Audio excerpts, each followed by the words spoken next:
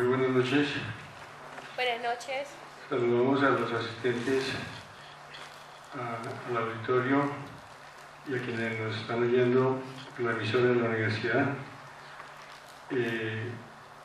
para el desarrollo de la 10ª cátedra del Diplomado en Paz y Posconflicto de la Oficina de Paz de la Universidad de la Amazonia. En el día de hoy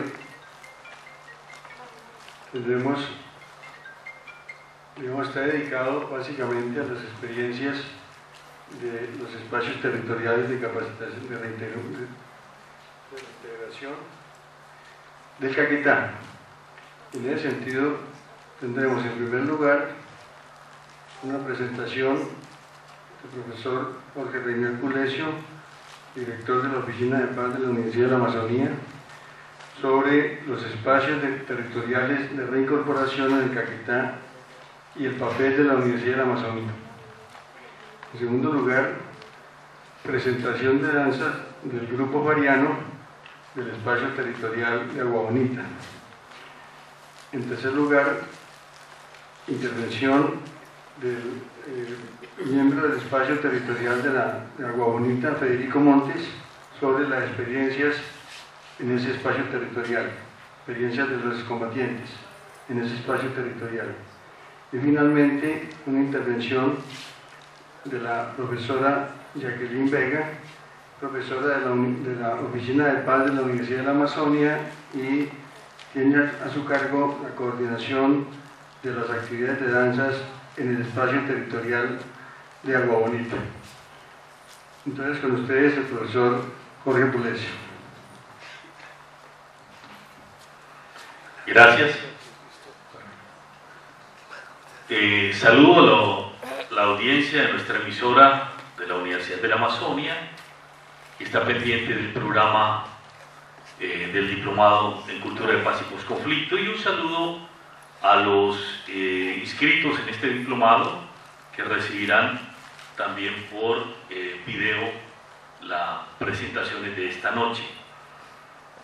Un agradecimiento anticipado a la profesora Jacqueline Vega y a Federico Montes, porque aceptaron en muy corto plazo venir a hacer las presentaciones del día de hoy, y a los artistas farianos que nos van a deleitar también con sus danzas en el día de hoy.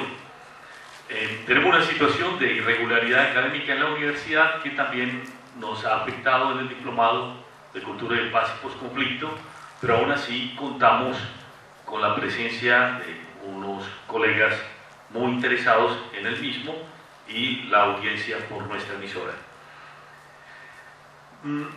Una primera reflexión vamos a hacer sobre la dejación de armas de los excombatientes y las políticas de reincorporación a la vida civil.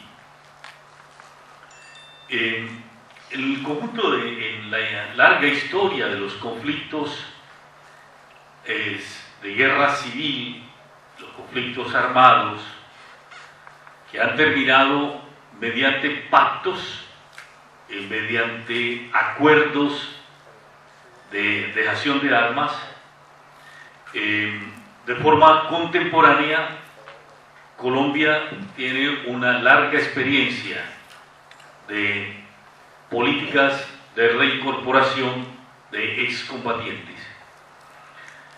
Varios países la tienen también, en África, América Latina, etc.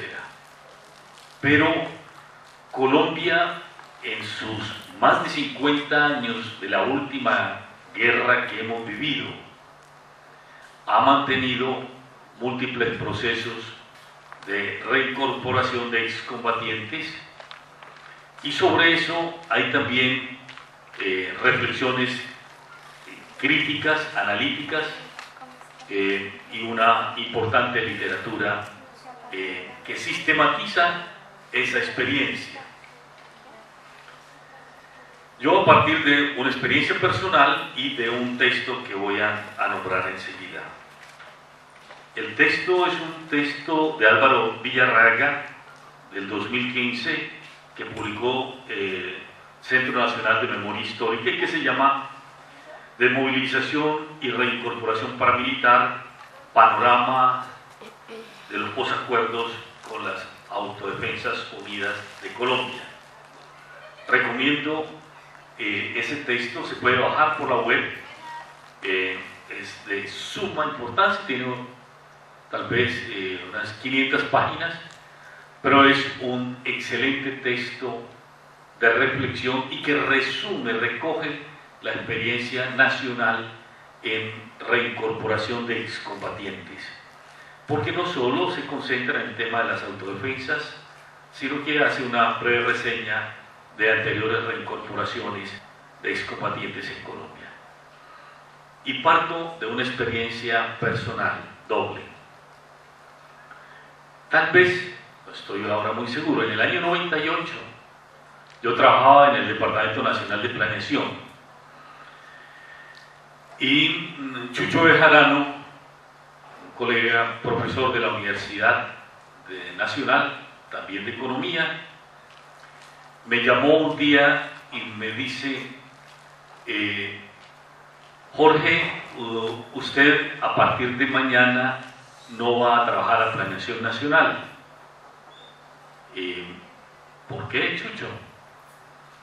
Porque en el acuerdo que el gobierno ha hecho con el Ejército Popular de Liberación, el EPL, está prevista la reincorporación de un comandante muy especial del EPL, el señor Bernardo Gutiérrez. Y en los acuerdos que hemos hecho con Bernardo Gutiérrez y el EPL es un proceso de formación, de capacitación, porque él era un muchacho que a los 14 años se fue para la guerrilla y ahora es un comandante máximo, comandante militar del EPL, y él tiene ahora que hacer política y tiene que ser un senador y un tipo que pueda ser de talla presidencial. A él hay que enseñarle de forma muy pedagógica temas contemporáneos de economía, de política y de sociedad en general. Y entonces el director de Planeación Nacional autorizó que usted sea el que coordine esa formación con Bernardo Gutiérrez. Esa experiencia me marcó en la vida de manera muy dura. Yo acepté, por supuesto, y nos encontrábamos con Bernardo todos los días a las 6 de la mañana y él trabajaba con nosotros hasta las 10 de la mañana y de ahí él seguía sus actividades políticas. En una ocasión yo estaba exponiéndole un texto cuando sonó una alarma que se tenía organizado en el edificio en Rosales, en Bogotá. Capturaron un sicario ya en el ascensor, en el piso anterior a donde nosotros estábamos, que iba con una subametralladora y bueno, había pasado todos los registros y estábamos ahí, estuvimos a punto pues de correr la misma suerte con Bernardo Gutiérrez. Después, en efecto, Bernardo Gutiérrez fue senador de la República y después agregado cultural de Colombia en Italia y en Albania, y falleció creo que hace unos 3 años Bernardo Gutiérrez, 3 o 4 años. Conocí su evolución política y hasta social y anímica, y le dediqué entonces una buena parte de mi experiencia a trabajar en su formación al lado de 2 colegas que vinculé también al mismo proceso. Y quiero hacer mención a otro proceso que me parece pionero en esto de la reincorporación de excombatientes a la vida civil. El caso de Ricardo Lara Parada. Ricardo Lara Parada En el año 73 es puesto preso. En el año 78 sale, después de cumplir una condena, sale para Panamá, y en el año 81, Panamá en Nicaragua, en el año 81 regresa a Colombia, intenta formar partido, organización política, y es abanderado de un proceso en el cual él reconoció que ya no estaba vigente la lucha armada y que había que hacer una lucha política para transformar esta nación. En esos años, años 80, también aquí en Caquetá librábamos movimientos regionales en el mismo sentido de lo que organizó Ricardo Lara Parada en el Magdalena Medio, y Ricardo Lara Parada, el mismo día de los temas del desastre natural de Armero, fue asesinado en Barranca Bermeja por el propio Ejército de Liberación Nacional, el ELN. He escrito un texto sobre él, que aún está en una circulación restringida, pero esperamos publicarlo ampliamente. Porque él fue pionero en este proceso que después siguió el M19, el EPL, la Corriente de Renovación Socialista, el PRT, el Quintín Lame, cantidad de organizaciones que transitaron desde la guerrilla a la vida civil en Colombia. Y después, desde los paramilitares, también su proceso de reincorporación. Y finalmente, pues, tenemos también a las FARC, que hacen este proceso de acuerdo con el Estado y logran un proceso de reincorporación del cual vamos a hablar en el día de hoy. El ELN está buscando también ingresar a un acuerdo de paz en Colombia. Como lo he comentado recientemente a agentes del ELN, deberían comenzar por reconocer que Ricardo Lara Parada fue no solo el ideólogo formador del ELN, sino el que trazó el camino de la reincorporación a la vida civil en el país a tiempo, y reconocer ese crimen como uno de sus mayores errores en la vida social y política, al lado de muchos otros, por supuesto, líderes del propio ELN que fueron asesinados por el ELN.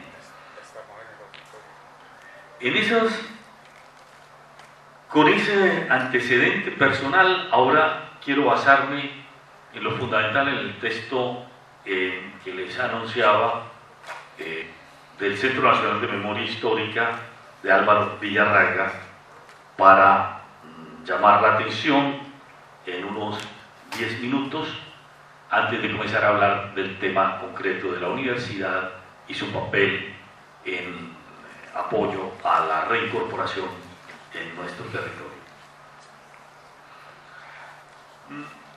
Una idea que quiero pasar es que los procesos de desmovilización, cuando son pactados, es decir, cuando no hay un vencedor que derrota a otro y las partes en conflicto deciden pactar para no seguir con la barbarie de la guerra, los agentes que pactan, por supuesto, llegan a un acuerdo que nunca es absolutamente perfecto ni deja satisfechos a las múltiples partes. Y eso se ha expresado históricamente en que en promedio 10% de los movimientos insurgentes rechazan el acuerdo y continúan en el conflicto. En promedio estamos hablando de los casos de África en particular y de América Latina. Y ese promedio también se ha cumplido en los casos colombianos. Es decir, también cuando el M-19 se reincorpora a la vida civil, se crea un movimiento de Jaime Vaz de Mancayón, de unas disidencias. Lo propio hace el EPL y una disidencia que aún sobrevive rezagos de ellos en el Catatumbo. Lo mismo pasa con todos los movimientos. Hay gente que no acepta el acuerdo, pero lo grueso de la organización que lo acepta tiene lo siguiente. Primero, confía, crea confianza en que la contraparte cumple el acuerdo. Y cuando son acuerdos pactados, es decir, no derrota de una de las partes, sino pactos, entonces el acuerdo involucra normalmente algunos compromisos económicos, sociales, institucionales y políticos de transformaciones en el país. Normalmente vinculación de los actores de la insurgencia al gobierno nacional o políticas económicas y sociales de orden nacional. Eso está claro. En otros casos no hay acuerdo sobre lo político nacional, sino solo un acuerdo de reincorporación a la vida política de los excombatientes. Y es lo que ha pasado en lo fundamental en Colombia. El caso del M-19, de la corriente de renovación socialista, del EPL, etc., no hubo un acuerdo sobre transformaciones sociales o políticas agrarias, etc., pero sí hubo un acuerdo sobre garantías para que esos excombatientes, después de su reincorporación, hicieran vida política y social. El estudio de Villarraiga trae entonces unos datos al respecto que me parecieron interesantes reconocer. Cuando el EPL, el M-19 y otros grupos menores se reincorporaron a la vida civil, fue un aproximado de 10.000 combatientes los que hicieron dejación de armas. Y de esos combatientes, en realidad terminaron haciendo vida política. El caso más importante fue el del M-19, que su vida política dio paso a la constituyente del 91, y varios de sus miembros después han sido gobernadores, ministros, alcaldes, concejales, etc. Lo mismo pasó con el EPL, en el caso que les contaba de Bernardo Gutiérrez y otros dirigentes. Pero la mayoría de ellos en realidad pasaron fue a ser parte de organizaciones no gubernamentales, organizaciones de derechos humanos, organizaciones académicas, organizaciones de género, muchos han trabajado en el tema de mujeres, organizaciones ambientalistas, centros de pensamiento, etc. Y por supuesto, otra proporción muy importante hizo vida social sin vida económica y personal, sin volver a participar en política de manera relevante. Pero el dato duro que trae Villarraiga es que el 20% en promedio de los desmovilizados en Colombia han sido víctimas de asesinatos o de desaparición forzosa.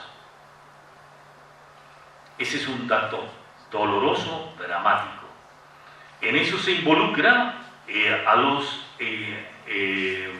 reincorporados de los grupos paramilitares, que son estimados en un número de 31.000. Muchos de los reincorporados hasta ahora en Colombia siguieron delinquiendo. Muchos fracasaron en su reincorporación individual. Y sobre todo en el caso de las autodefensas o los paramilitares, Villarraiga nota con registros muy bien documentados cómo eso dieron origen, por supuesto, a los urabeños, a los rastrojos, a las águilas negras, a los úsuga, a múltiples organizaciones neoparamilitares y también a muchas organizaciones de narcotraficantes y de delincuencia común.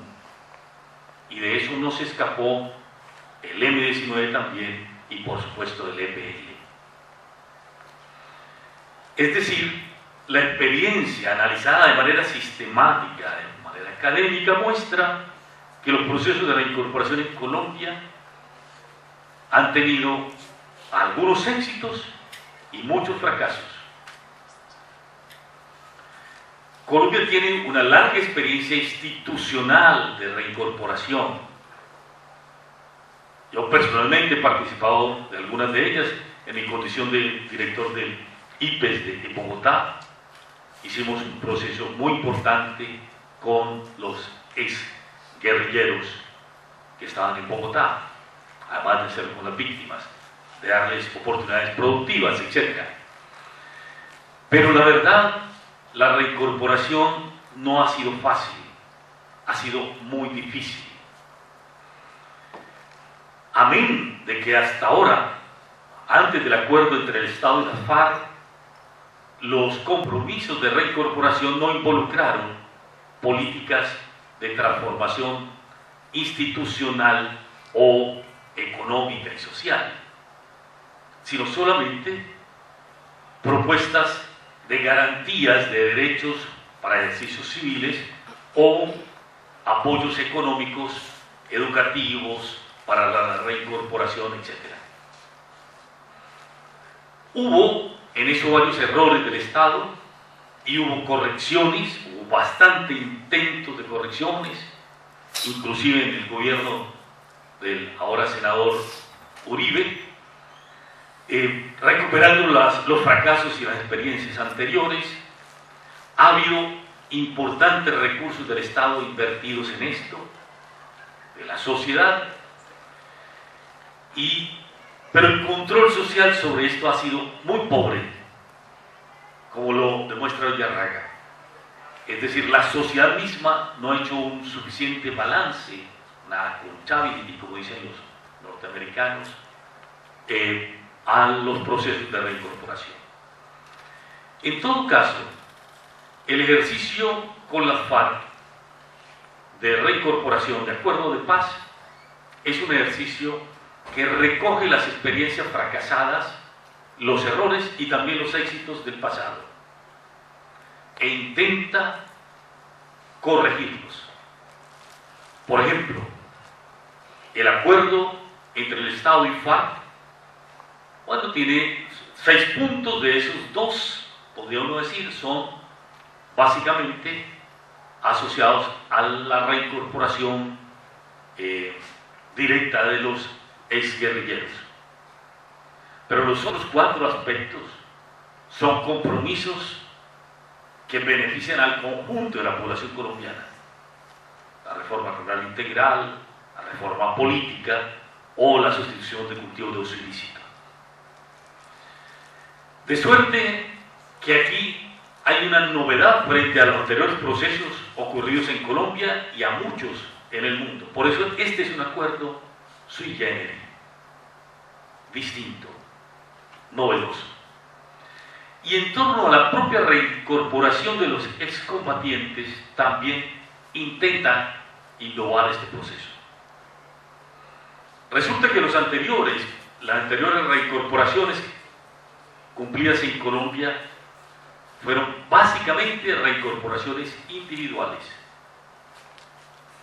A cada excombatiente, exguerrillero, exparamilitar, se le ofreció una oportunidad de unos recursos para arriendo, para mantenimiento, para vivienda, para educación. En algunos casos, como el caso de los AOC, duraron 10 años recibiendo esos aportes, 10 años recibiéndolos. Y lo que muestra el estudio es que, voy a ir al dato concreto, por ejemplo, en el 2014 se constata que de 27.451 personas individualmente vinculadas a la reincorporación, solo lo lograron formalmente, con lo que ellos llamaban graduar, 5.414. Los otros, ¿qué pasó? ¿Por qué abandonaron el proceso? ¿Dónde están? Etcétera. Eso no está claro y no fue evaluado. Lo mismo posteriormente, al 2014, también hay datos preocupantes. El caso de la reincorporación de exmilitantes de las FARC, un número superior a 22.000, que se vincularon, según el Estado, según datos oficiales, de manera individual antes del acuerdo de paz. Se acogieron a beneficios que le ofreció el Estado, básicamente con el compromiso de convertirse en aliados del Estado para combatir a las antiguas FARC. También el balance analítico de Villarraga es que eso fue un fracaso. Porque en esencia, un acuerdo de reincorporación es un acuerdo para la paz. Aunque varios de los actores armados consideran que el acuerdo de reincorporación es para continuar la guerra y para vencer después de la reincorporación. Y entonces, utilizar a los que individualmente se incorporaron a la vida civil, haciendo dejación de su militancia en el ELN, en las FARC, etc., para que contribuyeran a continuar la guerra, escaló la guerra y no dio los resultados de acabar la guerra. Este estudio me parece muy valioso y fue recogido para la experiencia entonces de la incorporación y de la negociación con FARC. Por eso lo novedoso en el caso de la FARC es que tiene el doble componente. Por un lado, un componente de políticas sociales, económicas, y otro de reincorporación de la guerrilla y de garantías para la vida política en paz, haciendo dejación de armas. Es decir, las FARC aceptan la legitimidad del Estado colombiano, aceptan que el único ejército nacional es el Ejército Nacional, la Policía Nacional, aceptan las leyes, la Constitución, etc., a cambio de garantías para hacer política solo y exclusivamente por la vía de la democracia existente en el país, del régimen político existente en el país. Bueno o malo, pero lo aceptan. Pero en adición, esa es una propuesta entonces de reincorporación para la paz. Pero en adición, finalmente el acuerdo también tiene otra dualidad. Los excombatientes pueden individualmente tomar la opción de irse a vivir con su familia, a estudiar, a educarse, a sobrevivir, a reconstruir los lazos familiares, a vivir lo que no hayan vivido durante la época de la vida guerrillera. Pero también hay la opción de una reincorporación colectiva. Y a eso fue a lo que le apostó de manera fundamental la dirigencia de FARC, a que se hiciera una reincorporación colectiva. Y para eso las propuestas de las zonas veredales, convertidas después en espacios territoriales de capacitación y reincorporación.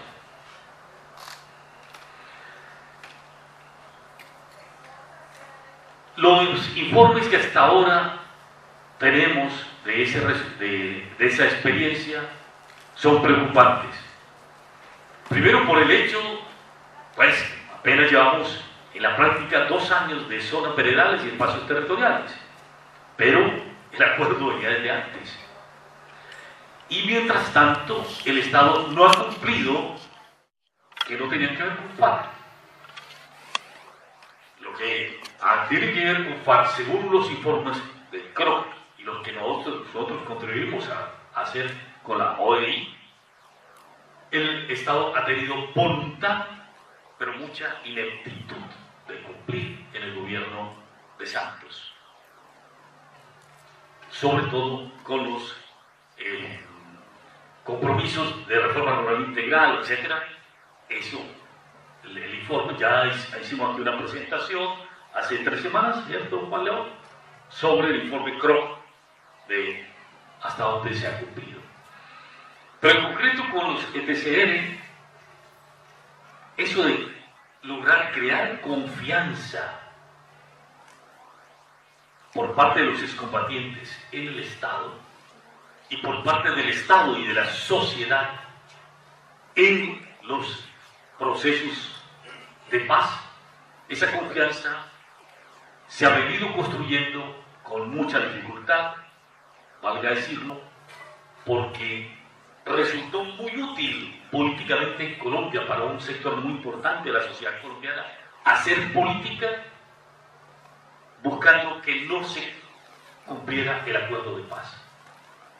Por eso se perdió en el plebiscito y por eso se han seguido perdiendo espacios electorales a favor del acuerdo de paz. En todo caso, la confianza se construye con hechos concretos y un proceso de paz, como nos lo han enseñado los diferentes trabajos, un proceso de paz de este orden, se puede evaluar dentro de 20 años y tal vez 40 años. En 40 años esperamos que este evento que estamos grabando lo contemple aquí en esta universidad y digan, mire lo que estaban haciendo por allá en el año 2017 y 2018 para consolidar la paz en la Amazonia colombiana. Ahora paso entonces a mostrar rápidamente los esfuerzos que se han hecho desde la universidad en consolidar la paz. ¿Cuánto llevo? ¿Ya llevo 30? Opa, te voy a ir muy rápido. El rector de la universidad fue mi alumno hace muchos años y entonces me invitó a que viniera acá a la universidad, a que construyéramos una política de la universidad hacia el posconflicto. Y en particular propuso la creación de la Oficina de Paz. No vamos a presentar todo lo que hace la Oficina de Paz, sino lo remitido estrictamente a las zonas federales y los espacios territoriales. Nucleamos a 8 profesores de la universidad que hayan venido de manera individual, teniendo algunas actitudes, estudios y trabajos positivos en torno a la convivencia y a la paz. Y así la Oficina de Paz comenzó a operar en enero del 2017 con el rector Gerardo Castrillón. Comenzamos entonces a trabajar en eso. El primer tema era tratar de crear confianza, legitimidad. Bueno, hicimos el programa de radio, hicimos varias conferencias, fuimos por los pueblos todos los fines de semana dictando conferencias a los estudiantes y a la población sobre el acuerdo de paz, etc. Pero al final teníamos que meternos al barrio. Entonces fuimos a recibir a los guerrilleros, en ese momento todavía guerrilleros, en armas, cuando se desplazaron hacia Agua Bonita. Y después fuimos 76 estudiantes, administrativos, profesores y los miembros de la Oficina de Paz con la emisora de la universidad, fuimos a Agua Bonita. Yo tengo que decirles que eso apareció como muy osado. No solo para las autoridades políticas y militares del Caquetá, que tenían con razones dudas de que el proceso se consolidara, estaba la guerrilla en armas en esos campamentos. Aquí, cuando nos subimos a un bus, una de las niñas que yo recuerdo la figura de ella, muy jovencita, me dice, profesor, mi mamá quiere hablar con usted. Una de las niñas del conjunto de danza de la universidad. Y bueno, yo la saludo y me dice, mire profesor, cuide de mi niña, es que ella tiene apenas 16 años. Y usted la lleva donde los guerrilleros. ¿Usted me asegura que vuelve? Yo, sí señora, tranquila, vuelve, no hay problema. Vamos muchas personas, tranquila. Bueno, después que logramos subir en los buses, llegamos hasta Pueblo Nuevo, ahí tuvimos que parar por algo, cuando la señora de nuevo en la moto, a pedir que la niña se bajara. Y yo volví a decirle, no, sigamos. La hizo arrodillar, le dio una bendición y seguimos. Fuimos allá. Mucha gente, por supuesto, creía que los guerrilleros tenían otra figura corporal, otra forma. Profesores mismos nunca habían visto a un guerrillero y vivían aquí en Caquetá. La guerra, la primera víctima de la guerra es la verdad. Y en la guerra, para matar hay que construir al enemigo, imaginándolo, diciendo mentiras sobre él. Y ese imaginario continúa, inclusive hasta hoy. Por eso hay que construir algo de confianza, y lo hizo la Oficina de Paz de la Universidad de la Amazonia, con el apoyo de los artistas, con el apoyo de los docentes, de los estudiantes, y con el temor de todos. Y ahí llegamos, la primera, Camilo, ¿quién está transmitiendo? Camilo, ¿no está? La primera, por favor. Este es el momento en que nosotros nos bajamos y había una fila de guerrilleros, pero estaban de civil. Claro, ahí a unos pocos metros estaban ellos con armas en sus campamentos. Sigamos. Y realizado pues un encuentro, ahí están, Wilmer no está por acá, está Wilmer, que fue nuestro maestro de ceremonia. Ellos tenían un sitio en Barro, donde han construido para hacer actos colectivos. Sobre eso, sobre ese barrizal y sobre ese entablado, bailaron nuestras niñas y nuestros niños. Y sigamos. Y sobre ese mismo, ahí están en el barrizal bailando. Y los guerrilleros nos mostraron su arte y su danza ese día. Después, estudiantes guerrilleros bailaron, y yo estaba en la parte de arriba de la tarima, y yo no veía ninguna diferencia entre guerrilleros y estudiantes y profesores que danzaron. Ahí éramos todos cetrinos del mismo color y de las mismas pintas. Y qué sorpresa, los guerrilleros absolutamente jóvenes, tan jóvenes como la niña de 16 años que la mamá casi no la deja ir a conocerlos. Ahí los tenemos. Siguiente. Este ya no es ahí, esta es en Miravalle. Después tomamos otra osadía. Bueno, aquí en Agua Bonita además jugamos fútbol, mujeres de la universidad y guerrilleras. Yo no sé quién ganó el partido. Federico, ¿se acuerda? Guerrilleros. Sí, ellos ganaron. Qué vaina. Bueno, nos desquitaremos en la próxima. Y jugaron fútbol y tal. Hicimos una reunión, tratamos de hacer una reunión académica entre profesores y alguna dirigencia guerrillera, y a eso los amigos de Naciones Unidas dijeron que eso estaba prohibido, que era hacer política, y nos denunciaron porque profesores no íbamos a hablar con guerrilleros. Era la desconfianza total de las instituciones internacionales, del Estado y demás. Bueno, pero fuimos a Miravalle y pusimos a la columna Teófilo Forero, como lo tituló el diario El Tiempo, la pusimos a bailar con los guerrilleros, con los estudiantes. El Tiempo tituló en primera página, sigamos la siguiente, por favor, a ver si está la página. Sí, ahí está El Tiempo, La Nación y qué otro diario. Universitarios pusieron a bailar a guerrilleros de la Teófilo Forero. La cosa no fue fácil y hay que aprovechar para contarlo.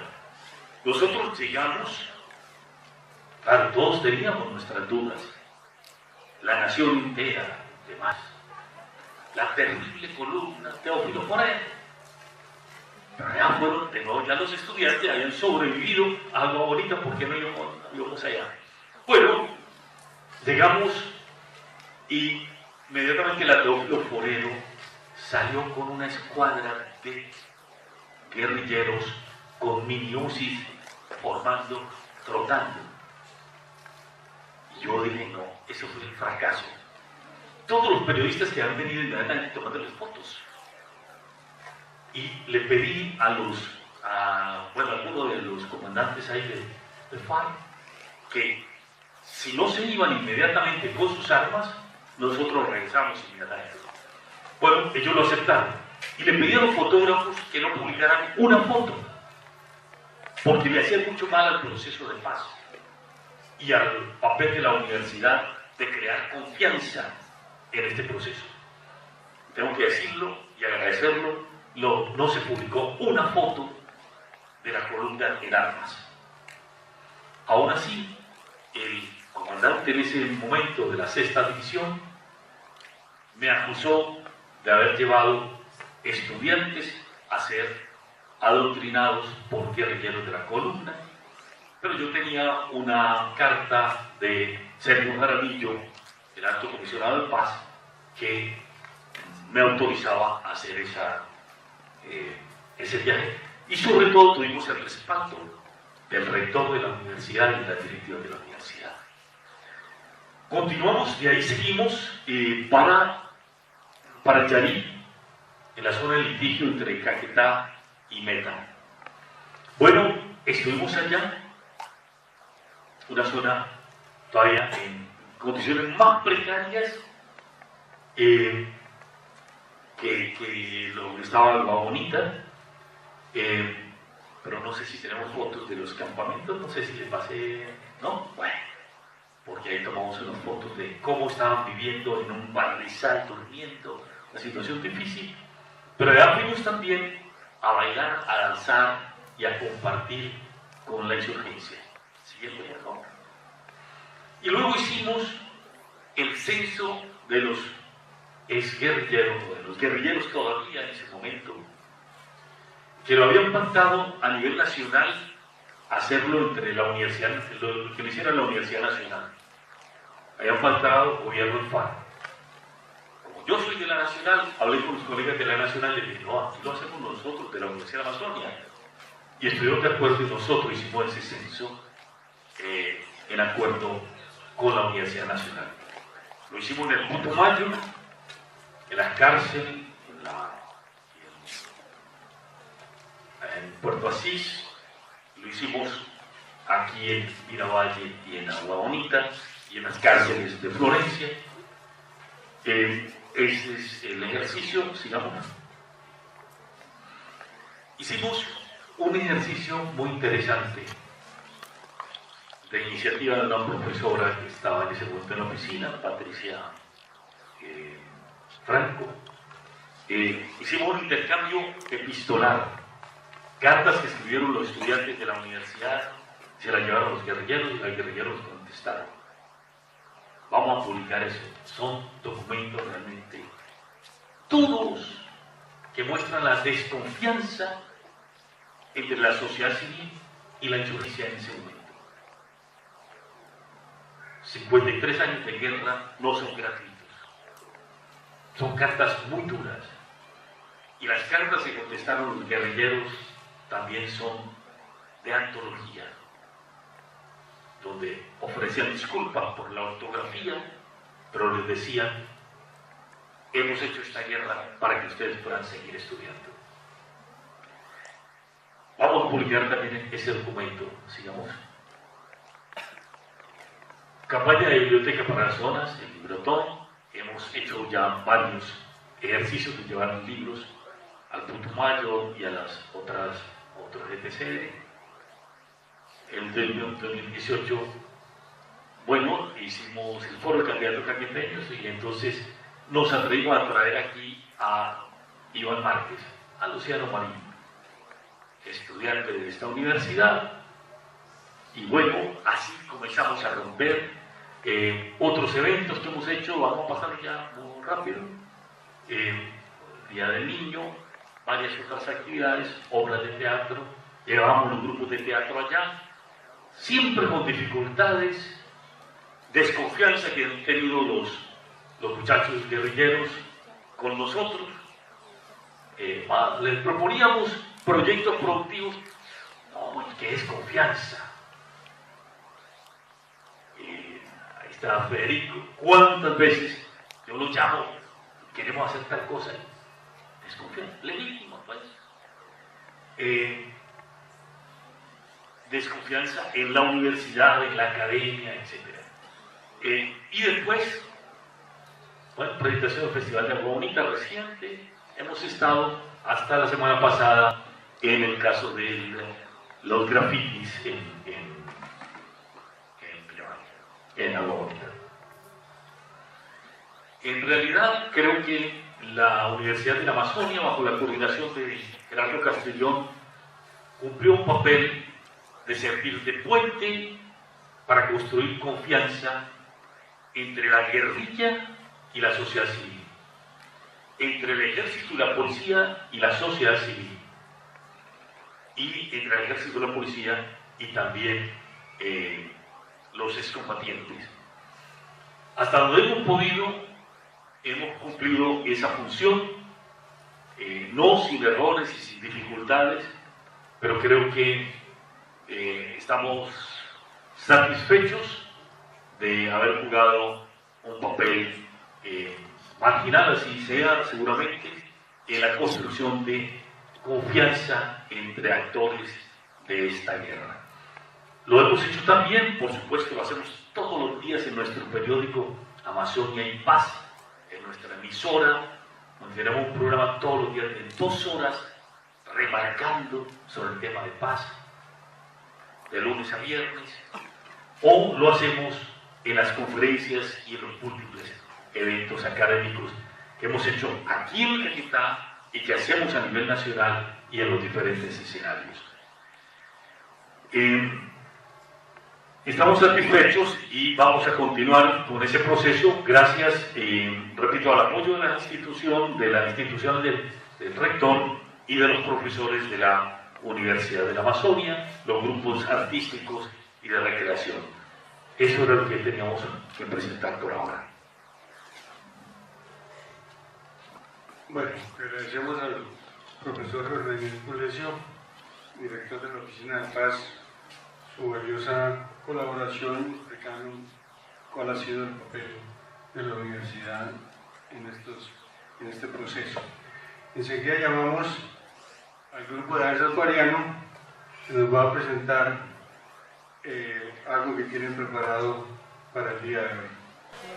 En apoyo también al paro que están haciendo el paro estudiantil y los estudiantes, los chicos del grupo de danzas Fariano de Agua Bonita quieren que también se diga públicamente que ellos han venido a esta presentación a hacer un apoyo puntual a ese paro que están haciendo los estudiantes por la educación pública, por el rescate de la universidad pública. Entonces, con ese antecedente quiero contarles que ellos van a hacer la presentación de una primera danza que se llama Las Lavanderas.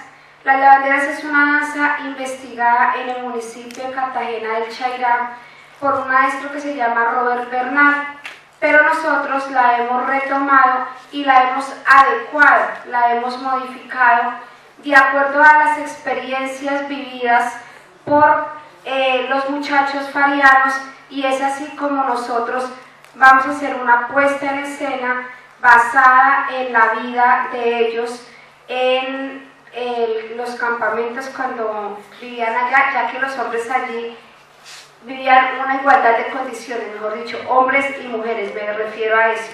Entonces allí todos lavan, todos cocinan, no hay como ese prejuicio de nosotros aquí como tal. Entonces van a ver las lavanderas por el grupo de danzas farianas.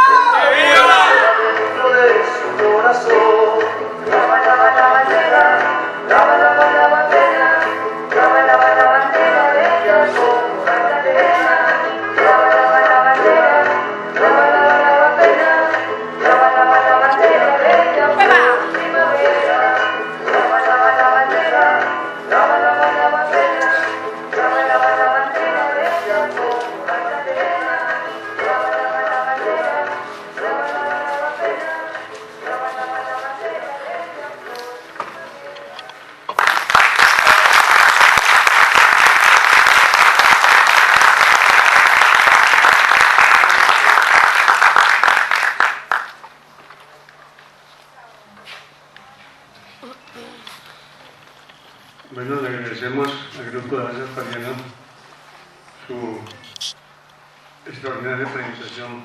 Profesora, felicitaciones. A usted también. Enseguida Federico Montes, el grupo del Espacio Territorial de Agua Bonita, nos va a compartir las experiencias de los excombatientes en ese espacio.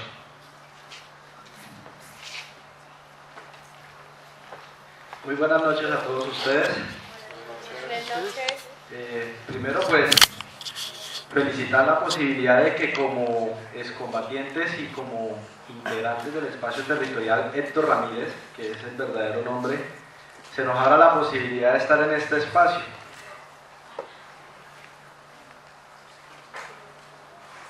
y de compartir con ustedes desde el punto de vista fariano y desde la experiencia que estamos haciendo como protagonistas pues en esta historia del proceso de reconciliación y de construcción de paz, cómo ha sido toda esta dinámica.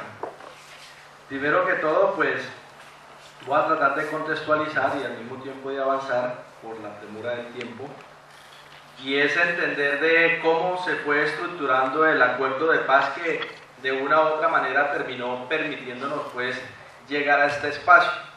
Y vamos a arrancar por ahí y vamos a terminar discutiendo o analizando un punto relacionado sobre la importancia de la nueva cultura, de la cultura transformadora, de la cultura precisamente de paz y la manera en que tenemos que irla fortaleciendo desde el territorio.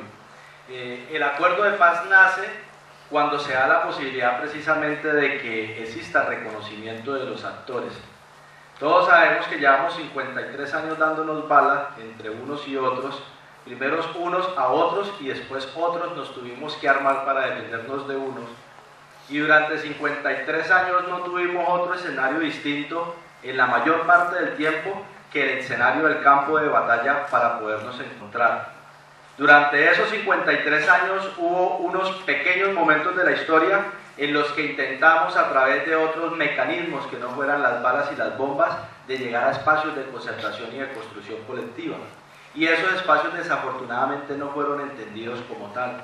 Aún hoy estamos en el dilema si el proceso de paz se entiende como un proceso de construcción colectiva o, como algunos lo dicen jugando con la semántica, como un proceso de desmovilización, cuando lo que estamos hablando es un proceso de reincorporación, y el proceso de reincorporación no es un deber único y exclusivo de las FARC. Entonces decimos nosotros que el proceso de paz de La Habana, en el país hermano de Cuba, nace precisamente cuando se crea la posibilidad de que se acepte, de que se entienda la necesidad de respetar al otro, de reconocerlo y de interlocutar con él. Y es allí donde las FARC, que hasta ese momento había sido considerada una de las principales organizaciones terroristas del planeta, pues sencillamente se ve y se da a conocer con toda la lucidez de su planteamiento. Digamos lucidez desde el punto de vista de que en medio de la guerra supimos incubar unas ideas que no logramos quizás plantearlas de otra forma, pero que en el acuerdo han servido como un catalizador para abrir las posibilidades a muchos otros escenarios.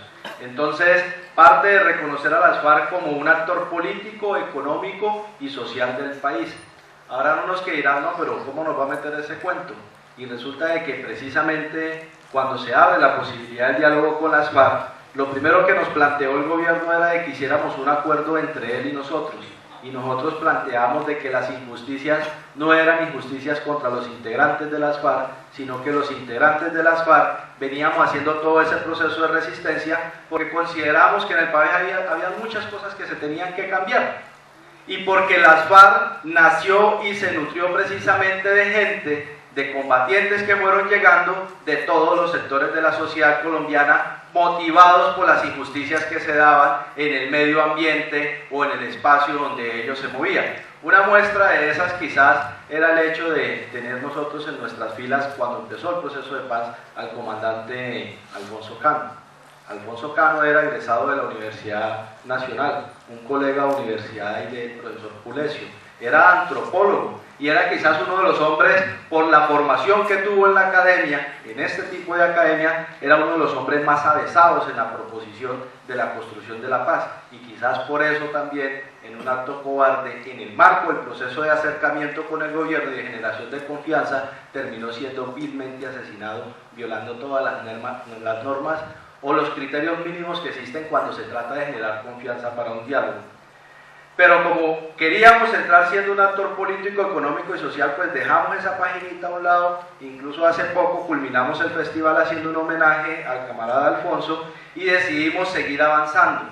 Y entendimos de que el éxito de la construcción de la paz estaba en que no se veía la razón ni a los excombatientes ni al Estado colombiano, sino que aparte de los excombatientes y del Estado colombiano, habían 48 millones de colombianos que tenían mentes despiertas y en capacidad de aportar insumos a la construcción colectiva de un nuevo modelo de país.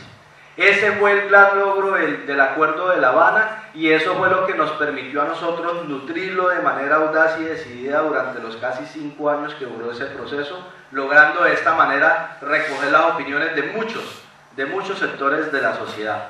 Hubo reuniones con banqueros, hubo reuniones con empresarios, hubo reuniones con campesinos, hubo reuniones con mujeres, hubo reuniones con comunidades LGTBI, hubo reunión también con mineros artesanales y no artesanales, hubo reuniones con la comunidad internacional, y de cada una de esas reuniones fueron saliendo unas conclusiones que de una u otra manera se convertían en la materia prima para ser discutida en esa mesa de diálogos. Entonces, de esa manera nosotros ayudamos a abrir una puerta sin antecedentes en la historia de Colombia, y se empieza a construir un acuerdo que, para más o menos hacer un porcentaje, solamente el 5% del acuerdo está dedicado a solucionar algunos de los problemas más urgentes de la comunidad de excombatientes o de la comunidad fariana, como decimos nosotros en este momento.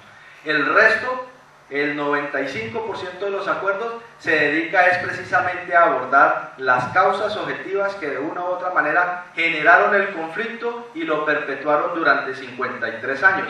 Y ojo que en el acuerdo no quedó por fuera tampoco, eso está ahí metido en el acuerdo, la necesidad de que en Colombia se haga un esfuerzo grandísimo en presupuestar con mayores recursos y dar mayores herramientas para que la educación en Colombia sea una educación de calidad. Quizás si el acuerdo se hubiera abordado y lo estuviéramos defendiendo entre todos, no tendríamos en este momento a los hijos de la manigua con los pies ampollados y desde aquí todo el mundo preocupado de cómo van en esa marcha, ¿no? Porque arrancaron contentos, se andaron como 50 kilómetros el primer día, y uno le da miedo que se funda, porque nosotros sabemos que andar en un promedio para una persona militar son 30 kilómetros diarios para poderse sostener 10 días. Pero eso nos estaría dando precisamente si hubiéramos tenido en cuenta todo lo que se planteó en esos acuerdos. Pero los acuerdos también nos abrieron la posibilidad de la más amplia participación, y con esto de crear un nuevo escenario o un nuevo panorama político. Aquí hace, creo yo, como unos 2 o 3 meses, no sé, me recordará allí el doctor, estuvimos en un conversatorio hablando sobre la importancia de la consulta anticorrupción, que es una consulta anticorrupción que desafortunadamente la perdimos, y recuerdo yo que ese día estábamos hablando de la consulta anticorrupción y la población que había, o la participación en este escenario, era menor que la que hay hoy. A pesar de que tuvimos todas esas dificultades, 11.300.000 votos, 11.300.000 votos nunca se habían logrado en un proceso de consulta como eso. Entonces hay una nueva realidad política que nace gracias también a los acuerdos, y fue uno de los grandes logros que se logró generar en el marco de la discusión. Y sin lugar a dudas, otro de los grandes aspectos que se deben tener en cuenta de la manera en que se estructuró el acuerdo es el hecho de que Colombia realizó una actualización en una aplicación que se llama Derecho Internacional Humanitario y Derechos Humanos. Hasta antes de llegar al acuerdo, Colombia venía siendo seriamente cuestionado, después también, lógicamente, pero venía seriamente cuestionado por la comunidad internacional por una práctica sistemática en la violación de derechos humanos y en la violación del derecho internacional humanitario. Y era el Estado colombiano, aún hoy es el Estado colombiano, uno de los principales violadores tanto de los derechos humanos como del derecho internacional humanitario. Entonces, cuando nos sentamos a hablar, se crea la posibilidad de crear una especie de jurisdicción especial, transitoria, que los regule a ellos, que nos regule a nosotros, y que nos permitan actualizar a Colombia y, digámoslo, sacarlo un poco de ese estado de barbarie en que nos habíamos acostumbrado a vivir durante 53 años, y meternos en un nuevo estado que no fuera tan bárbaro, en el cual pudiéramos pues desarrollar plenamente la paz. ¿Cuáles fueron los grandes logros que se fueron alcanzando en todo ese proceso? Primero, pues haber abierto la puerta para la participación política, que todos tuviéramos la posibilidad de salir y movilizarnos. Seguramente hoy fue una jornada muy dura para los universitarios. Nuevamente el ESMAD está retomando su cauce normal. Recuerde que el ESMAD tiene uno de los índices más grandes de violaciones en todas sus operaciones. Es tan violento y tan criminal que ya tiene un seguro especial para cada una de sus operaciones. Y hoy miramos situaciones que se han dado, como en la Universidad de Antioquia y en otras partes donde el ESMAD ha irrumpido de una manera bárbara, pero precisamente la participación política era para tratar de dirimir ese tipo de escenarios que en vez de generar soluciones generan resentimiento y se convierten en catalizadores de nuevos conflictos que ya no serán propiamente sociales, sino que nuevamente se pueden transformar en conflictos incluso de índole bélica o armada, como le queramos llamar. Pero aún así el proceso de paz abrió la posibilidad, y eso lo pudimos ver para los que son partidarios en la Colombia Humana. La Colombia Humana logró capitalizar toda esa gente que empezó a movilizarse en el marco de la construcción de los acuerdos y se jalaron 8 millones y algo de votos que de una u otra manera pusieron a temblar a la contraparte, que son los partidos tradicionales, que se aliaron todos, que crearon un nuevo frente nacional para sostenerse en el poder, pero aún así, a pesar de la pérdida, esos 8 millones de votos quieren decir de que hay un aliento en la participación política, y ese escenario no se había dado nunca atrás en la historia de Colombia. Lo intentamos y casi lo logramos en la Unión Patriótica, que fue uno de los procesos casi que hacia la reincorporación, y desafortunadamente nos empezaron a matar antes de habernos reincorporado. Desafortunada y casi que afortunada, porque donde hubiéramos dado el brinco, pues hubiera sido más grande la cantidad de personas que hubieran sido asesinadas por el régimen. Se logró coincidir, pues, como uno de los grandes logros con el Estado colombiano, se logró coincidir en la necesidad de que muchas de sus instituciones tenían que ser precisamente transformadas o reformadas mínimamente, porque se reconoce por parte del Estado colombiano, primero, que hay un abandono total del campo, segundo, que hay un problema en Colombia frente a todo el tema de participación política, tercero, de que hay un conflicto donde indiscutiblemente el Estado ha sido un protagonista fundamental en la generación de causas que de una u otra manera desembocan en conflicto. Cuarto, que hay un problema en un desacierto de la política antidrogas en Colombia, que se ha utilizado la vía militar y se debía utilizar otra vía. Quinto, que hay una deuda histórica que tenemos los actores del conflicto con las víctimas del conflicto, y ese no puede ser un discurso de doble moral. No puede haber un Estado reclamando de que se le rinda verdad a las víctimas y hay un informe de la Comisión de la Verdad donde termina diciendo de que el 82% de las víctimas son responsabilidades del Estado. Y es precisamente el Estado el que ahora está tratando de sabotear la JEP para evitar, pues, de que se pueda llegar con ejercicios de perdón, de verdad, de reconciliación, de garantías de no repetición y de reparación precisamente a las víctimas. Pero el acuerdo logró eso, logró generar la necesidad de que el Estado tenía que replantearse algunas de sus instituciones y empezar a avanzar.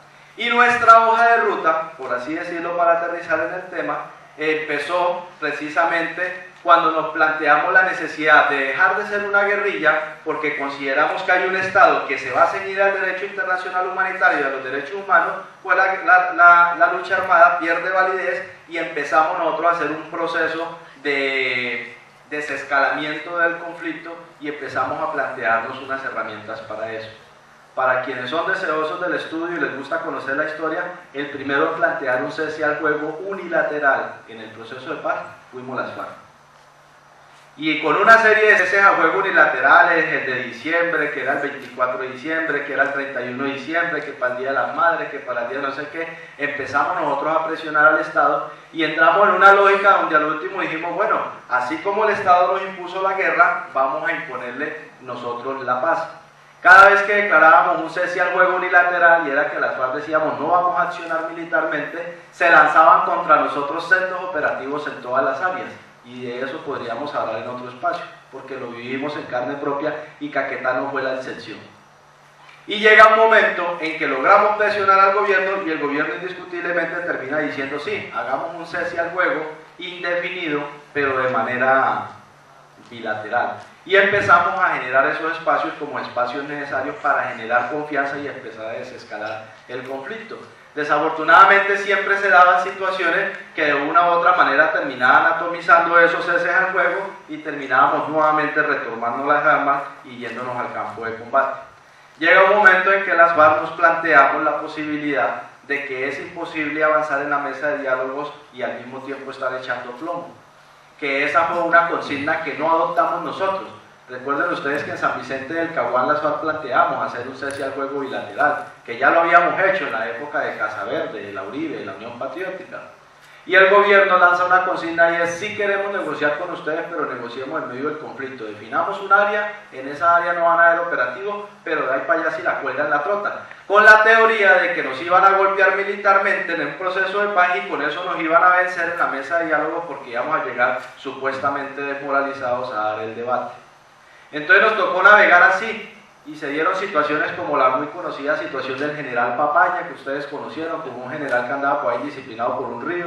La guerrilla lo capturó, en 2 días desembarcaron 20.000 soldados y solamente 30 muchachos de nosotros lograron sacarse al general sin quemar un tiro.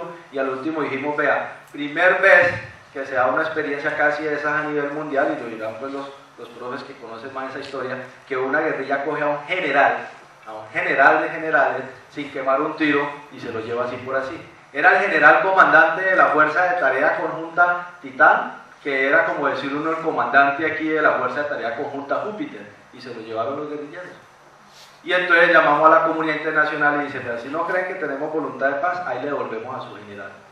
Y eso hizo de que la comunidad internacional, que ha sido un factor clave en esto, presionara al gobierno y le dijera: oiga, si es necesario que ustedes reflexionen frente a eso. Y no solamente entregamos al general, sino que cuando lo entregamos nos declaramos en cese al juego unilateral definitivo. Eso lo hicimos en vísperas de un diciembre y nos tocó pasar diciembre bailando aquí con el fusil al hombro y con la mitad del personal atrincherada para evitar un asalto, porque se vino el operativo más duro de los últimos 3 años contra nosotros. Cuando declaramos ese cese al juego definitivo por parte de las FARC, se nos vinieron unos operativos. En el área del frente 15 donde yo estaba nos metieron 35 patrullas y nos fuimos a dar casi que al bordo del Putumayo, dábamos la vuelta por todos lados buscando, pero la consigna era no quemar un tiro, porque si quemaban un tiro decían que ustedes violaron el acuerdo, pero lógicamente los medios no iban a decir la dimensión de por qué se había violado el acuerdo. En todo este proceso también logramos descubrir una cosa, que el cese al fuego entre los actores militares del conflicto era posible, pero entendimos de que el cese al fuego no debía ser solamente bilateral, sino que el cese al fuego tenía que ser multilateral. ¿Por qué? Porque encontramos que hay otros actores que disparan más odio, que disparan más veneno y que generan más desconfianza que el mismo hecho de accionar las armas. Y eran precisamente algunos de los grandes medios de comunicación que todos los días y aún hoy viven asusando a la gente a promover el odio y a generar la guerra. Afortunadamente, pues muchos de esos personajes se han ido desenmascarando. Entonces es así como logramos llegar a un primer punto que se llamaron los puntos de preagrupamiento, que fueron las primeras zonas donde, después de haber firmado el cese al fuego bilateral definitivo, los excombatientes de las FARC, aún guerrilleros, llegamos a una zona y nos ubicamos, hicimos un campamento a la luz de todo el mundo y donde todo el mundo podía ir a conocernos, y fue allí donde empezamos a hacer el primer ejercicio de generar confianza. Esos campamentos transitorios, que era cuando nos salíamos de la selva y empezábamos a ubicarnos en posiciones visibles, empezaron con un proceso de pedagogía, siguieron con un proceso de reconocimiento, digámoslo así, porque allí ya llegó a Naciones Unidas, ya llegó la comisión tripartita que se conformó en su época, incluso aquí está Esperanza que hacía parte de esa comisión, y se empezó a hacer un proceso de recuperación de información para prepararnos al otro paso, que ya era lo que tenía que ver con las zonas veredales transitorias de normalización, y que según el mandato eran 180 días en los que los excombatientes de manera gradual teníamos que empezar a hacer todo el proceso de dejación de armas.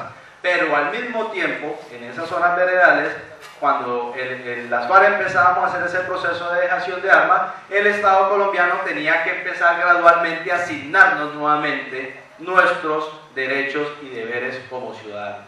Entonces dejábamos el 30% de las armas y llegaba la registraduría a sacarnos la cédula a cada uno. Dejábamos nosotros el otro 30% de las armas y llegaba el Estado con salud, educación y proyectos para solucionar las necesidades de nosotros.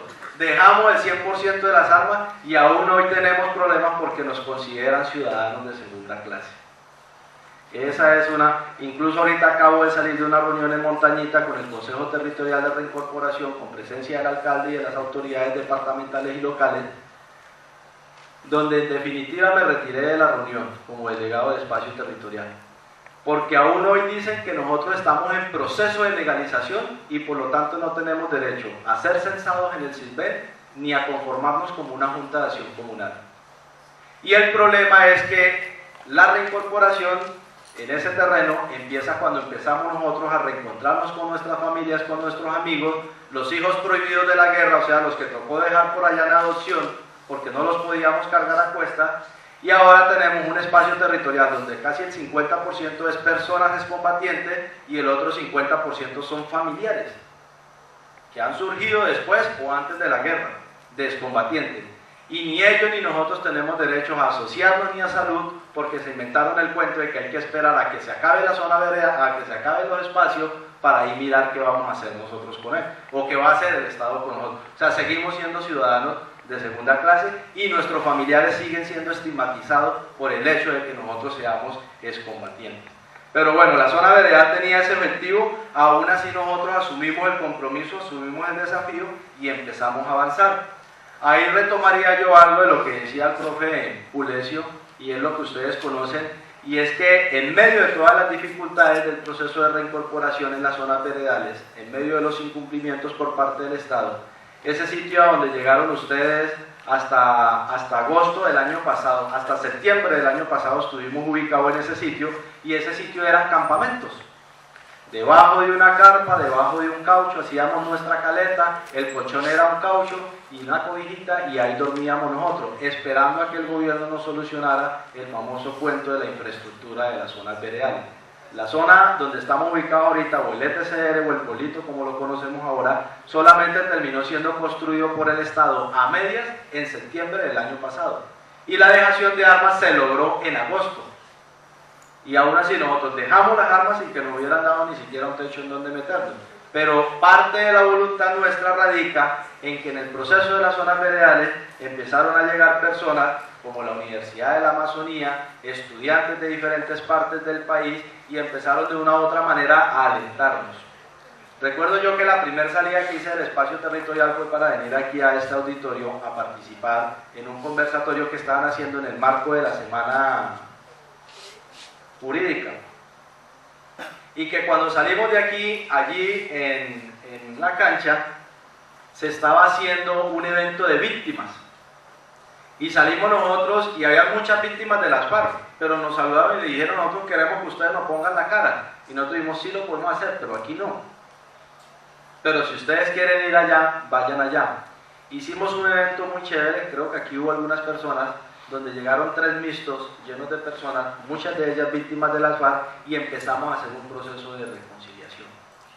Lo interesante es que las zonas veredales, con el incumplimiento del gobierno, terminó pasando a segundo plano, porque a nosotros nos terminó entusiasmando fue ver que llegaban estudiantes, obreros, artistas, curiosos, familiares, periodistas, académicos, llegaban hasta víctimas de las FARC, y todo el mundo decía: qué berraquera lo que ustedes están haciendo, esto vale la pena sacarlo adelante. Y empezamos nosotros a meternos la idea de que si la clave del proceso de paz fue la construcción colectiva, pues sacar esa zona o ese espacio territorial adelante sería positivo si lográbamos nosotros articular el esfuerzo de toda la gente. Y el primer paseo en que nos montaron, muchos de ustedes fueron cómplices de eso, fue que vamos a crear aquí una biblioteca popular. Y llegaron unos estudiantes de la Universidad Nacional, de la Distrital, de la Pedagógica, y dijeron: y en homenaje a un estudiante que ingresó a la UNAM, debe llamarse la Biblioteca Popular Alfonso Cano. Y empezamos a recoger libros, y ahí salió la librotón, y empezaron a recoger libros, y empezamos a conformar una biblioteca que ahora está conformada y tiene más de 5.000 libros. Y empezamos nosotros a trazarnos la idea de que esto sí era posible, y que contábamos con la solidaridad y el apoyo sano de mucha gente que nos estaba impulsando para que nosotros saliéramos adelante. Es así como llegamos ya a la figura de los ETCR, que esa figura surge cuando se termina de hacer la dejación de armas. Y cuando llega la figura de los ETCR, nos planteamos de que tenemos que dar el salto y tenemos que empezar a prepararnos para ser un actor social dentro del territorio. Y nos van surgiendo la necesidad de adoptar unas formas organizativas. Una de las primeras formas organizativas que adoptamos fue la forma organizativa de carácter económica, porque cuando llegamos allí dijimos: el gobierno se va a demorar en solucionar los problemas. Y llegamos el día 18 de febrero a las 7 de la noche, y el día 20 de febrero a las 8 de la mañana ya estaban saliendo los primeros excombatientes con la pala aquí a hacer lo que siempre habíamos hecho: sembrar la tierra. Dimos: mientras esperamos si hay dejación o no hay dejación, vayamos sembrando comida, que donde hay comidita se puede aguantar uno las cosas. Y fue así como empezamos nosotros a sembrar. Y lo irónico era que llegaban comunidades y personas y el uno nos regalaba una mata de plátano, el otro nos regalaba una mata de yuca, el otro venía y nos aportaba con una idea, el otro nos daba su conocimiento, el otro nos daba una asistencia, y de esa manera empezamos a construir lo que en ese momento fueron los primeros pinitos de lo que hoy es el pueblo de Agua Bonita, que se llama el caserío Héctor Ramírez, es la denominación que le hemos dado nosotros a eso. La cooperativa, ¿qué objetivo tenía en todo este trabajo? Cuando decimos hay que organizarnos económicamente, la primera forma organizativa que nos planteamos precisamente fue la necesidad de tener la cooperativa. Y la cooperativa tiene como tarea tratar de crear todo el andamiaje económico necesario para que en el año de agosto, en el año 2019, el mes de agosto, cuando se acaben las pocas ayudas que están llegando con la financiación de la comunidad internacional, pues la cooperativa pueda decirle a la gente, vea, aquí le vamos a ofrecer a usted un trabajo digno para que usted pueda vivir con su familia y mínimamente tenga ahí un espacio donde pueda dormir y donde pueda organizar su vivienda. Hasta este momento nos llevamos pues un récord, sin pensándolo, de que fuimos el primer espacio territorial que con el esfuerzo colectivo logramos comprarnos la tierra donde estamos ubicados. Y hoy en el debate que teníamos en la alcaldía dicen, a ustedes no lo pueden silvenizar porque es que ustedes ahí van a estar hasta agosto y después de agosto ustedes se tienen que ir y como no tienen casa no pueden ser silvenizados. Y uno dice, oiga, esta gente sí vive loca. Nosotros compramos esa casa, ese terreno lo compramos, empezamos a hacer la iniciativa del partido, que eso ya ustedes lo conocen. Para concluir, ¿qué les puedo decir yo a ustedes aquí? En medio de todo este proceso de reincorporación, y hay que entender de que el proceso de reincorporación es un proceso colectivo, quiere decir de que no es un proceso solamente que le corresponda a los excombatientes, sino que también tenemos nosotros que, como excombatientes, aprender a respetar al policía, al soldado, pero muchas veces se siente más odio que al policía que al soldado, se siente más odio contra algunos sectores políticos tradicionales y corruptos del país, pero hay que aprender a reconocerlo y a respetarlo. Ese es el proceso de reincorporación. Pero al mismo tiempo la sociedad también tiene que dejar de satanizar, de estigmatizar y de justificar cualquier crimen contra cualquier persona por el hecho de haber pertenecido a X o Y organización armada en el pasado. El proceso de reincorporación es un proceso colectivo, es un proceso integral y es un proceso que tiene como objetivo generar un ambiente de reconciliación y de esta manera poder afianzar las raíces de la paz. Quería yo culminar de que la cultura de paz es precisamente cuando logramos inculcar y mantener los valores más sanos que hay al interior del ser humano, cuando logramos encaminar al país por el camino del humanismo y dejar a un lado las sendas de la barbarie, y quizás uno de los grandes logros que hemos alcanzado con la ayuda de mucha gente, en Tigrillos, algunos compañeros que están aquí, es el hecho de que Agua Bonita sea hoy el pueblo muralista quizás más grande que exista, no solamente en el Caquetá, sino en Colombia y en muchas partes del mundo.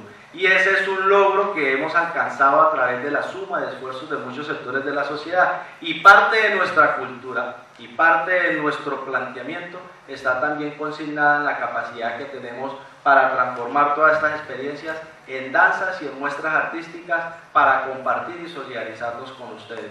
Porque no solamente compartimos para que conozcan qué somos nosotros humanamente, sino también que nos sumamos con ustedes en las luchas que están librando, como el actual proceso de movilización que está dando no solamente los estudiantes, sino también de los docentes y profesionales en torno a la defensa de la educación superior en Colombia. Muchas gracias.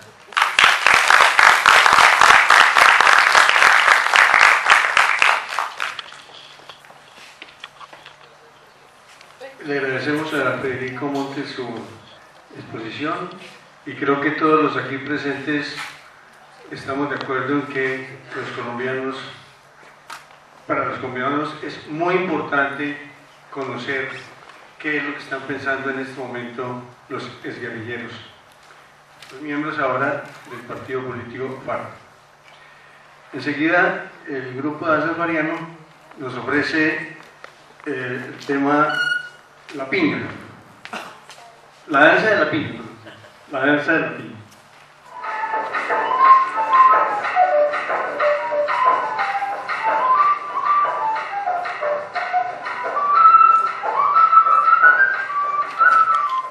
Bien, la danza que van a ver en este momento es a propósito de uno de los proyectos productivos que hay en este momento en la vereda de Agua Bonita en el espacio territorial, y es una danza que hemos adaptado también gracias al fruto del trabajo que ellos realizan con este producto llamado piña.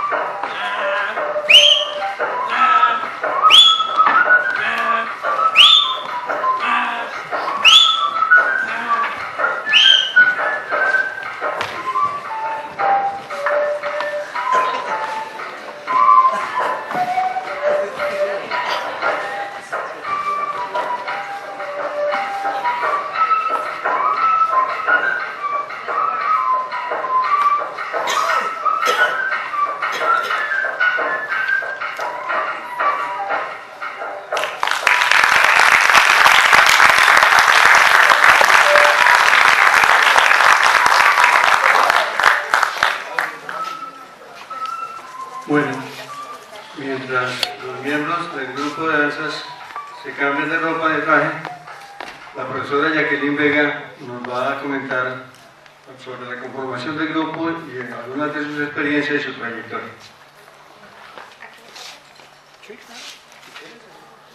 Bien, muy buenas noches nuevamente.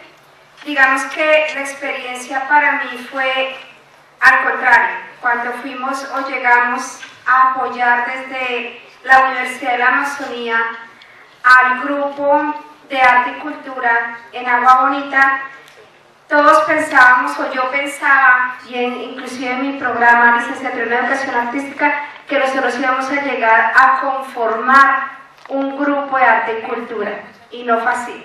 Carreta.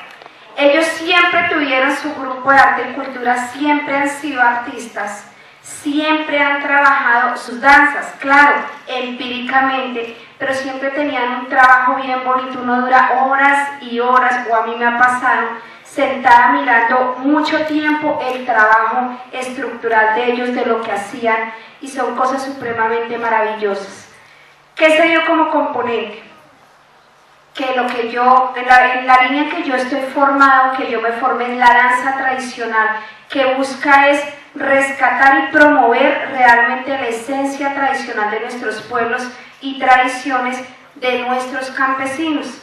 Es así como yo les propongo, bueno, hagamos un grupo donde nos consolidemos por mostrar danzas propias de nuestra región, aprovechando el lapsus que se da aquí en el departamento del Caquetá con el encuentro departamental de danza que se realiza en Curillo, Caquetá, y donde cada municipio tiene su propia danza tradicional.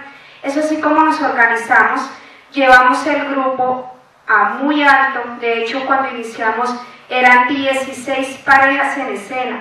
Como decía Federico, cuando llegó el momento de irse a reencontrar con sus familias, muchos de ellos salieron para diferentes lugares y nos pusimos a pensar, ¿y ahora el grupo se va a acabar? Pues nunca se ha acabado, porque siempre hay muy buena voluntad, excelente talento, y algo que yo tengo que destacar a nombre de ellos o con ellos, y de lo cual yo he aprendido también muchísimo, es la disciplina. Tienen una disciplina y un compromiso que no lo tenemos nosotros. A la hora de trabajar, mire, son cumplidos, son organizados. Esos trajes que ustedes vieron, que de hecho se han cambiado 2 veces, es porque ellos mismos los han trabajado. Hacen eventos de venta de tamales, de helados, diferentes cosas que se ingenian, y en diferentes momentos allá organizados en el espacio territorial, donde ellos pueden recoger recursos, y de a poquitos hemos ido comprando las telas, cortando, elaborando el vestuario. Entonces es así como nos fuimos a participar de un internacional de danza tradicional al que fuimos invitados en la mesa Cundinamarca. Vinieron 5 países, nosotros íbamos representando el Caquetá, y curiosamente nos trajimos 5 premios. Por supuesto nos trajimos el primer puesto en danza tradicional con la danza de la tejida de la atarraya, hoy no la van a ver, pero que la tienen muy bien elaborada. Nos trajimos el premio a mejor grupo como tal en escena, porque ellos descrestaban realmente por su brillo, por su color, por su energía. Como comparsa nos trajimos otro puesto, también el primer puesto.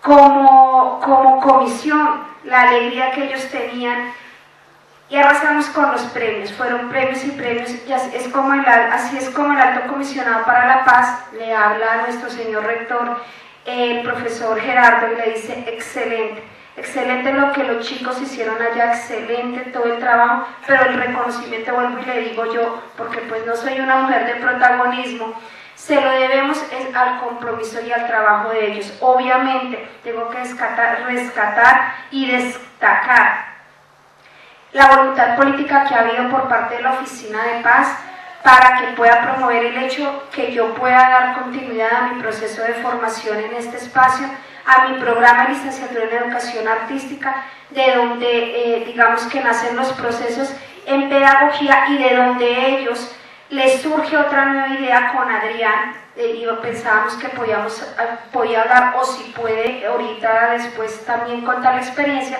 donde ellos mismos están de lo que han aprendido tanto en danza como en teatro, están trabajando con las dos escuelas cercanas del espacio territorial que se llaman Agua Bonita y El Cedro.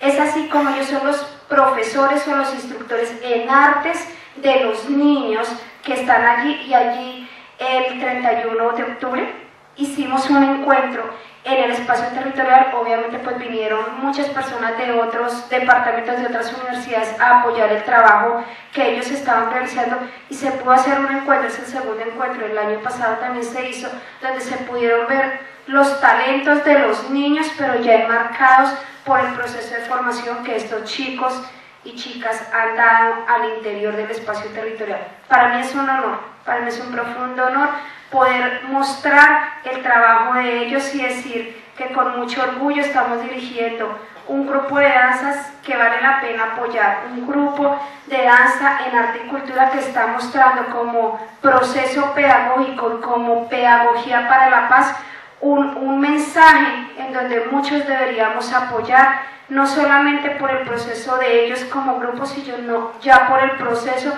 que ellos están gestando con niños y niñas, en donde necesitamos, y aprovecho la publicidad, apoyo para trajes, para cotizas, para parafernalia, para elementos en los que pues no contamos con las condiciones de poderlos comprar. Entonces con ustedes vamos a despedir al grupo de danzas, o los vamos a despedir a ustedes a propósito de un evento que acaba de terminar que se llama Agua Bonita se pinta de colores. Un gran artista también al interior del espacio creó un tema musical a ritmo de cumbia, pero tiene 5 ritmos este ritmo de cumbia, ustedes lo van a escuchar. Empieza con arpa, música llanera, tiene abusado de costa pacífica, tiene vallenato, tiene cumbia, el rap, hip hop, van 5 ritmos, pero es una melodía muy bella en la que ellos reflejan una consigna muy importante, y es la búsqueda o la continuidad de los procesos de paz. Entonces me parece clave que podamos escuchar no solamente la letra de la música, sino que también vean el colorido de donde ellos mismos han elaborado el vestuario y han hecho el énfasis.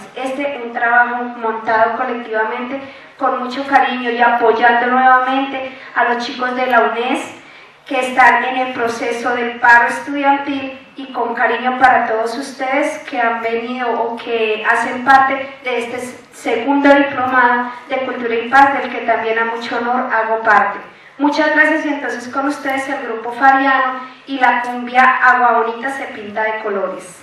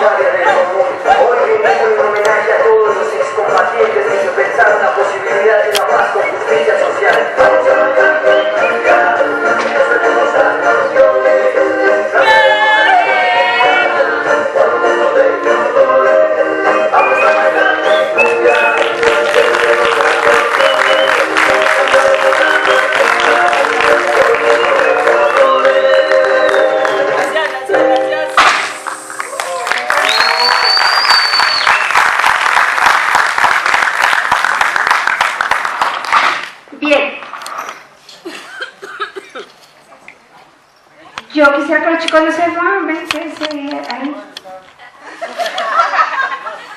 Ubíquense bonitos que les quieren tomar algunas fotos para que pasen por redes.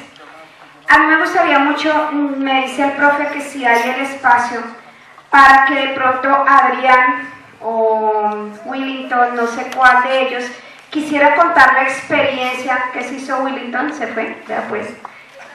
Quisiera contar la experiencia a nivel pedagógico de lo que han estado viviendo con los niños en el espacio territorial que digamos que... Y pues también sabemos que la clave está en los futuros adultos y hemos empezado un trabajo pedagógico con varias escuelas que quedan cerca al espacio territorial. Y es un proceso que ya viene, digamos, desde abril. Y digamos como que hemos estado trabajando con las comunidades, con los niños, montando obras de teatro, danza, también mostrando como digamos, a Colombia o al resto de las comunidades que, digamos, allá arriba en la montaña también se hace y también se tiene un sentimiento artístico, y es lo que estamos haciendo. Entonces tenemos un proyecto pedagógico con los niños, con 3 escuelas, y hace poco pues estuvimos dentro del marco del festival, tuvimos también, digamos, como que el espacio para hacer esas presentaciones con los niños, con las presentaciones que hemos montado hasta ahora, obras de teatro y danzas. Y ya, y pues también, digamos, todas las personas que quieran apoyar esto con recursos, porque, digamos, como que sabemos, digamos, podemos ver el ejemplo que está pasando ahorita con la educación, por ejemplo, y es que no hay recursos, ¿sí? Y por ese mismo lado va la cultura, y por ese mismo lado va también el arte. Entonces sabemos que no es nada fácil, entonces también le queda la invitación de que también ustedes nos pueden ayudar, digamos, a construir, digamos, una nueva propuesta de país desde, pues haciendo pedagogía desde los niños, y pues digamos que también están invitados a pues, los que quieran colaborar, ya sea, no sé, de talleres o recursos, cualquier cosa, digamos, estamos abiertos a recibir, digamos, como que también estamos abiertos a recibir cualquier apoyo, y ya, yo creo que eso es. Muchas gracias. Bien, les despedimos con un muy fuerte pero fuerte aplauso. Y pues también agradezco mucho el proceso que ha habido de enlace de la Oficina de Paz, y a ustedes, chicos, que dejaron el espacio de la Concha también para venirnos a acompañar un ratito y estar con nosotros para apoyar este hermoso trabajo que para mí personalmente, mostrar el fruto de mi trabajo es un gran orgullo. Muchísimas gracias para todos, una feliz noche, y pues nos vemos en una próxima sesión del Diplomado de Paz y Postconflicto.